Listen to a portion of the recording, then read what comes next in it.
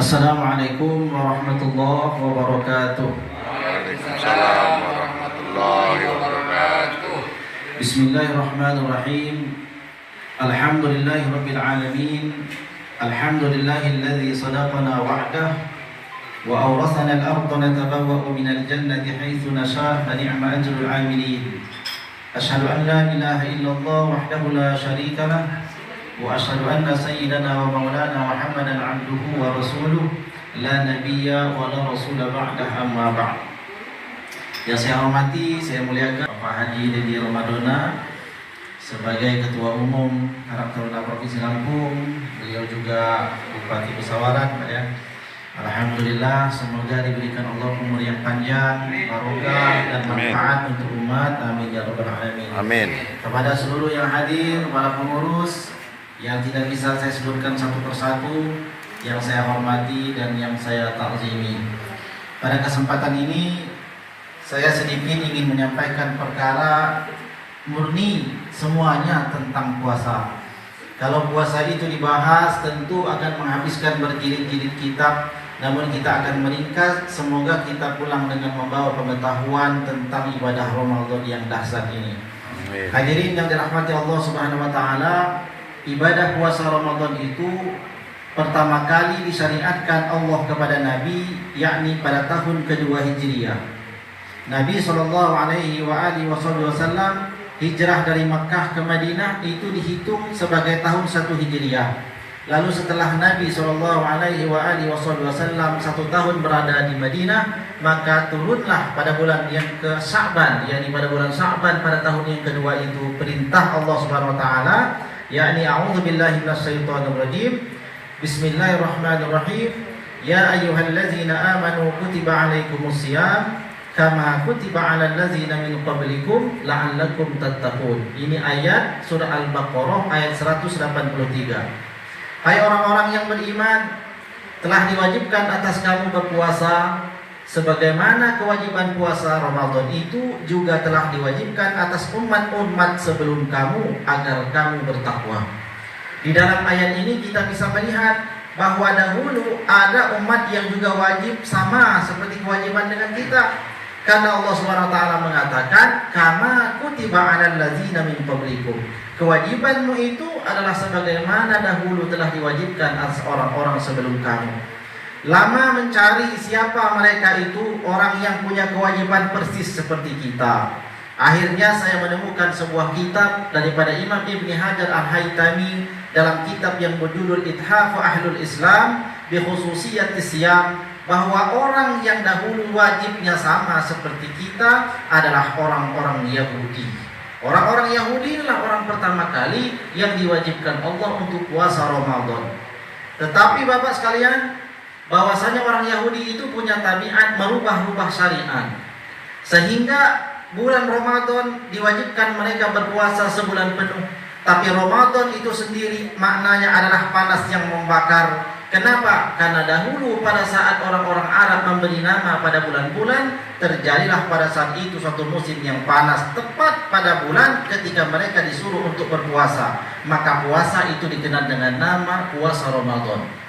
Karena bertahun-tahun orang Yahudi ini melaksanakan ibadah puasa itu dengan sangat sulit pada musim yang panas, maka mereka orang Yahudi mengumpulkan raja-raja mereka, rahib-rahib mereka, ahli agama mereka, mereka semua bersepakat untuk merubah syariatnya Allah. Yang tadinya puasa Ramadan ini wajib di bulan Ramadan, mereka geser sebulan sebelum Ramadan. Nah ini mereka.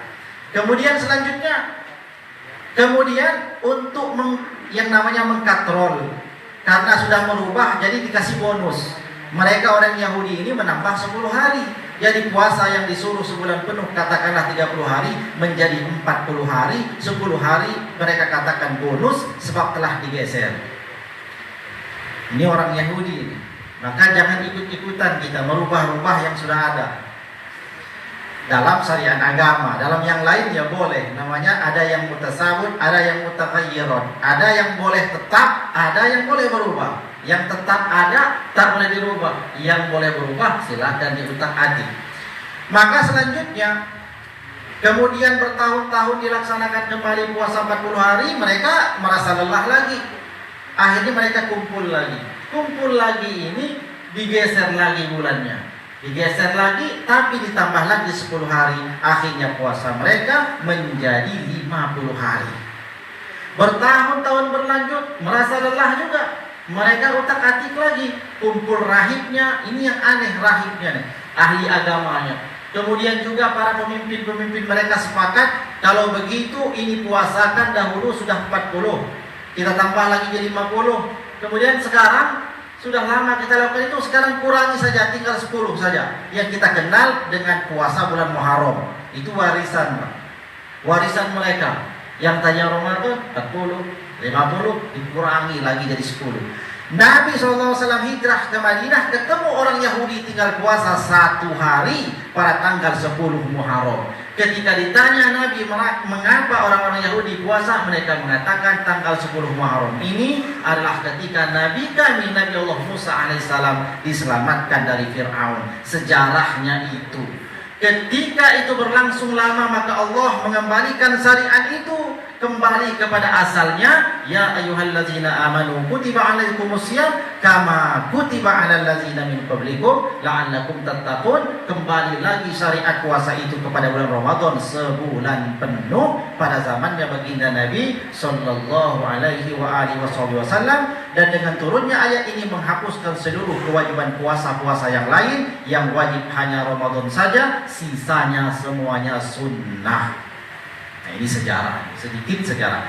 Kemudian puasa Ramadan ini, hadirin yang dirahmati Allah SWT, tidak ada ibadah yang serupa dengan ini.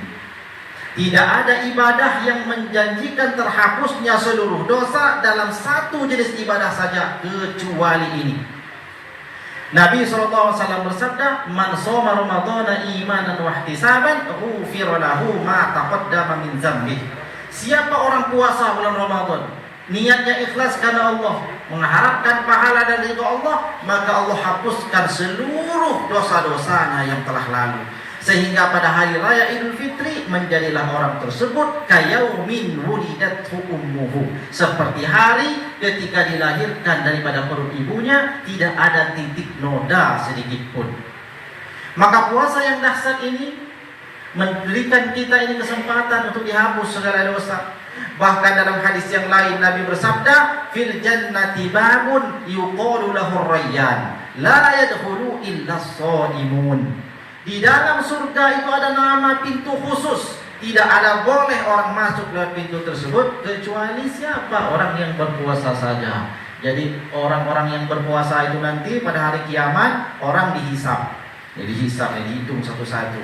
Tapi orang yang ikhlas puasanya diterima, mereka tidak lagi dihisab, langsung dipanggil lewat pintu royan, mereka dikasih masuk. Setelah masuk mereka diberi minum. Setelah mereka minum, lam yazma' abada. Selama-lamanya ketika orang merasakan kehausan, mereka justru merasakan kesenangan yang tidak dirasakan oleh orang lain. Nah, maka hadirin yang dirahmati Allah SWT, marilah kita semuanya semangat dengan gembira dengan Ramadan ini. Pahalanya yang begitu besar tentu karena sulit diraih. Jadi puasa ini tidak hanya menahan lapar dan dahaga. Sebab Nabi kita memperingatkan, kam min shaimin laisa lahu min siyamihi illal ju' wal 'athas. Betapa banyak, maknanya kebanyakan orang berpuasa tidak dapat apa-apa kecuali hanya mendapatkan lapar dan dahaga saja. Oleh sebab apa? Para ulama meringkasnya dalam kitab Taqiratus Sadidah fil Masail al-Mufidah, 6 sebabnya. Ada orang puasa, puasanya sah. Kenapa? Nggak makan, nggak minum, nggak jima siang hari, tidak haid, tidak nifas, tidak menelan ludah yang tercampur darah, tidak menelan dahak yang telah keluar pada tempatnya. Juga dia tidak melakukan hal-hal yang lain yang membatalkan puasanya. Itu sah puasanya. Tapi pahala belum tentu. Ada 6 hal ini terakhir yang merusak puasa, jangan sampai kita lakukan. Yang pertama adalah al-ghibah. Ghibah. Apa itu ghibah? Membicarakan orang lain yang pembicaranya itu benar, tapi orang lain itu tidak suka. Pak, saya bukan ghibah, ini benar, saya lihat tadi dia nyolong duren. Diceritakan ke kawannya. Kemudian itu benar terjadi. Karena terjadinya benar itulah disebut ghibah. Kalau dia tidak benar namanya fitnah. Ini satu. Jadi hindari ghibah. Yang kedua adalah namimah. Namimah itu apa artinya? Naqlul kalam liiqa'il fitnati. Yang dimaksud dengan namimah, kata orang Indonesia, adu domba. Jadi berkata-kata sesuatu menyebabkan orang lain bermusuhan. Kemudian yang selanjutnya adalah al-ikhbar bi ghairi waqi, menyebarkan hoax. Ada berita bohong kita sebar, belum tentu benar kita sebar. Ini kaitannya dengan aib orang lain.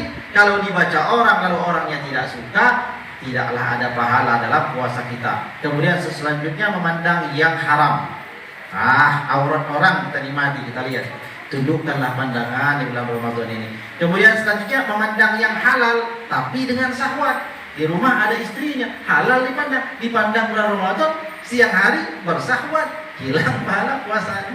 Kemudian selanjutnya berkata yang sia-sia, qauluz zur wal fuhsu wal amalu biha. Jadi ia ini melakukan sesuatu perkataan yang sia-sia, perkataannya kotor dan melakukan kekotoran. Katakanlah mencuri dan lain sebagainya, itu masuk dalam kalimat yang keenam ini. Nah, 6 inilah hadirin yang perlu kita hindari. Kalau ini 6 sudah terlewat, bisa terbebas dari kita, yakinlah kalau kita ini termasuk bagian daripada yang disebutkan oleh Nabi sallallahu alaihi wasallam, man shoma ramadhana imanan wa ihtisaban ghufira lahu ma taqaddama min dzambihi. Siapa puasa bulan Ramadan, ini bulan yang paling mulia, bulan yang ke-9, tidak ada bulan yang lebih mulia dari Ramadan. Dikatakan di dalam kitabnya para ulama, maka orang yang di dalam Ramadan ini dilahirkan termasuklah orang yang menjadi tanda kebaikannya. Ini bang Ramadan nih, itu Ramadan ya. Alhamdulillah, tabarukan namanya, mengambil keberkahan kelahiran di bulan Ramadan. Semoga Allah Subhanahu wa taala memberikan kemudahan dalam menggapai cita-cita yang baik dan Allah panjangkan umur dalam keberkahan. Demikian saja hadirin sekalian yang bisa saya sampaikan dalam tausiah yang singkat ini.